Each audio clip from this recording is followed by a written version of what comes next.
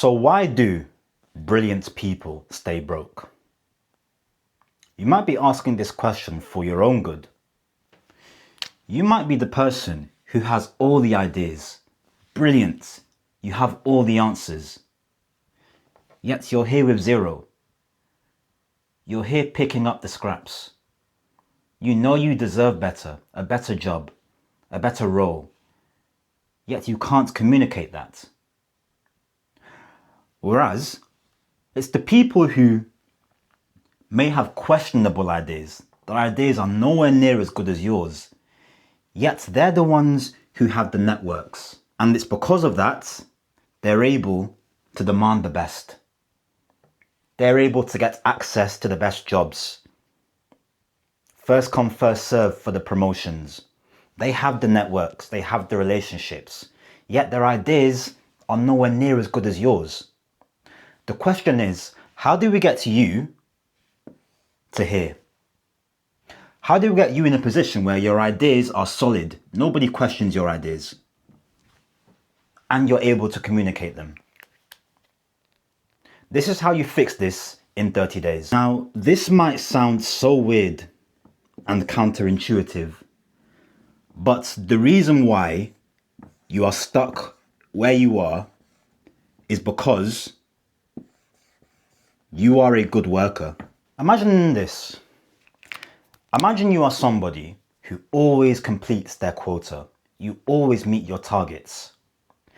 But that is the only value you provide. You can't interact with people. You can't speak to people. Nobody in the office really knows who you are. You don't have any influence. You don't have any social capital. Your boss knows that your strength is staying in the corner and meeting your targets. So why would they want to change that? Why would they want to take you out of your environment? You've not shown anyone that you are comfortable or capable or even willing to try to maybe step into a leadership role, to lead a team meeting, to give your inputs in the presentations. You're comfortable meeting your targets. You're a good worker, but you don't lead. You don't try new things. Good workers are exactly that. They will stay where they are. If you have aspirations of becoming a manager, of getting your dream roles, of becoming a CEO, you have to transition from not only just being a good worker, but being a good operator. And this is in more ways than one. Operating people, operating a team, leading a team, inspiring people, and also operating the systems, the tech stuff, the systems, etc. You have to become a good operator, not just a good worker. A good worker does what they're told. A good operator finds problems to solve. How to fix this then? To go from becoming a good worker to a good operator, you have to, number one, ask for more responsibility. You have to prove yourself in little situations first, whether that's leading a team meeting maybe, whether that's giving your input as to how something should be done, asking for a tiny bit of responsibility first. You need to try new things, try new projects, fail, learn, do things you normally wouldn't do. Do these two things, this will fix becoming a good worker. Ask for responsibility and try new things. Number two, this is something that I used to struggle with a lot. Overthinking. The smartest people in the world tend to overthink themselves out of situations, out of opportunities, out of things that should be theirs, yet they feel like because they're not where they need to be yet, they don't ask. See, while you're busy overthinking, The person who has nowhere near as good of ideas as you, the person who doesn't hit their quota maybe as much as you, they've gone straight to your boss and they've told them that they want a promotion. While you're busy overthinking about it's not the right time, company budgets, it's the start of the year, I'll ask towards the end of the year. They've just gone straight to your boss's office and asked for what they want. Overthinking is a big thing, and it's a way that our old self keeps us stuck. As I said, I used to overthink a lot. But one of the key things that CEOs do, presidents do, is decision making quickly, making decisions quickly. One thing that stood out to me, I was reading a post by Stephen Bartlett, and he mentioned that when he was on stage with Obama, Obama said something very profound. He said that when he's making a decision, he never has 100% certainty. Nobody does. We can't predict the future. Some people may argue you can, but in the moment, it might take too long to do that. So, what does Obama do? If Obama has more than 50% certainty of something, he makes the decision. Let's take you, for example, then. You know that you've met your quotas. You know that if you were to go into a leadership role, you have more than 50% certainty that you will meet your targets and better the company. You might not have 100%. The only way to find 100% is when you actually go into the role. So for now, if you have more than 50%, ask. Make it known you want more responsibility in your company. Ask and stop overthinking. So the key to fix overthinking is that rule. The 50% certainty rule. The 50% certainty rule. Make decisions with this rule and you will see yourself increase in confidence.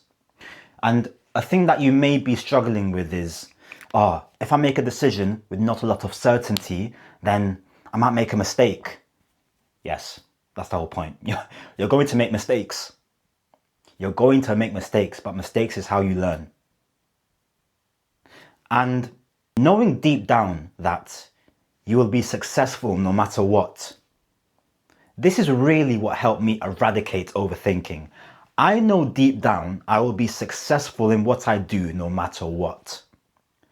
So why am I stressing about a decision? Whatever the way the decision goes, I will be successful.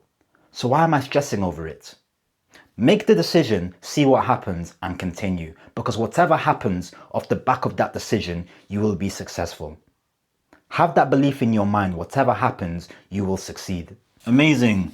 Now, number 3. Number 3 is a big one. And I'm so glad you're here to listen to number 3. Number 3. Being brilliant doesn't matter if you're invisible. Like the invisible woman from Fantastic Four. It doesn't matter. It does not matter how brilliant you are if nobody knows you. If you're the person to go to a networking event and you go in the corner and don't speak with anyone apart from the people you came with maybe, you're invisible. There can be 10 people. There can be one other person. There can be 100 people in a room. All of those are opportunities. Each person is a potential connection to take you to where you want to get to. And you're going to sit into a corner and you're going to miss up on all those opportunities to display how brilliant you are, to display your ideas. Invisibility. The difference between you and somebody who gets promoted is they're the opposite. People know them. They're known. They have a reputation. People know them for a certain thing. They have a brand. They have trust. Notice all of these things. It's nothing to do with how well you can solve a problem. And don't get me wrong, solving problems is so great. It's key, of course, in work. But I would rather have these.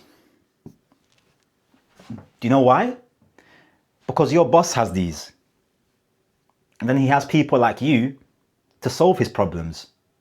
If you want to move from the worker into the operator, into the CEO, You have to develop these things and stop being invisible. You have to get over your fear of being seen. Again, I'm speaking to my old self. Oh my gosh, I had a fear of being seen. So much. I had a fear of being seen. I had no social medias. I was not that guy. I used to cover the camera on my phone. I didn't want anyone looking at me. And now look at me now. I had to get over that fear. And I promise you, on the other side of that, there is greatness. I promise you. Get over this fear. A thing that I hear a lot in professional roles is, my work speaks, you know what's coming, for itself. Do you know what that's saying? That phrase right here is saying that you believe everyone is as smart as you. Now you're smart, I know you're smart. If you say this phrase, you're saying that everyone is as smart as you. You're saying everyone understands your ideas the way you process them. Your idea doesn't speak for itself. You know what, actually it does. But it doesn't matter. Because if your idea is speaking Chinese and the person it's speaking to only understands English, it doesn't matter how brilliant your idea is. Your ideas do speak for itself, correct? But you have to navigate the ideas for the listener. I always say the difference between communication and speaking. Speaking is simply saying words at somebody. Communication is transferring your ideas to somebody else in a way they understand. Number 4, we've got two more things to fix your ability to get promoted, to get networks, to get a new job in 30 days. Oh, this is a big thing. Oh my gosh, this is a big thing. I speak with so many people and this comes up a lot. Oh my gosh. Brilliant people are worried too much about overselling themselves. They're so worried about tooting their own horn. They're so worried about coming across too braggadocious. It's crazy, and I understand it, of course. The person I'm speaking to, I was, so I understand it. But you have to get over this fear of overselling yourself. If you don't oversell yourself, if you don't toot your own horn, if you don't talk about your wins, then who will? Because everybody else is busy doing it for themselves. You have to understand that your success is determined by you and how well you're able to communicate your value to others. Brilliant people hide their wins. You don't want to do that. Brilliant people minimize their results. Brilliant people downplay their impact. How do you expect to get promoted when you do all these things? I'm such a big advocate for becoming an advocate for yourself. Downplay their value. Never. You never want to do this. You never want to do this. Please don't do this. I promise you, if you implement these first 4 things into your arsenal, into your psyche, you will get promoted faster than you've ever been promoted before, if you have been promoted before. So how do we fix this? You simply do the opposite. You don't hide your wins, you project your wins. Don't minimize your results, maximize your results. And don't downplay your value, project your value. Say how much money you've saved the company. Say how much people around the office take a liking to you. Say how many problems you've solved. And number 5. Number five. Promotions don't go to those who are ready. You are never truly ready to step into a next level of your life. You are never ready. You become ready. You become ready, and one of the ways you do that is by sounding like you're ready. To yourself and to others. Promotions come to the people who sound like they're fit for the role, who sound the best. They use powerful language. They have leadership qualities. They have authoritative body language. body language. They sound more confident than you. It doesn't matter if they are or not. They believe they are. They might not solve problems as well as you. It doesn't matter. Everybody around you and everybody around them perceives that they do because they sound more confident. They project their voice. They stand up straight. Brilliant people tend to, again, let the work speak for itself. You speak for yourself, my friend. You have to be able to communicate your value in a way that signifies authority, leadership, and competence. And walking around the office with your head down, your chest down, your back hunched, working on your computer like this, it's a recipe for ignoring you. It's a recipe to be ignored, my friend. 5 things to transform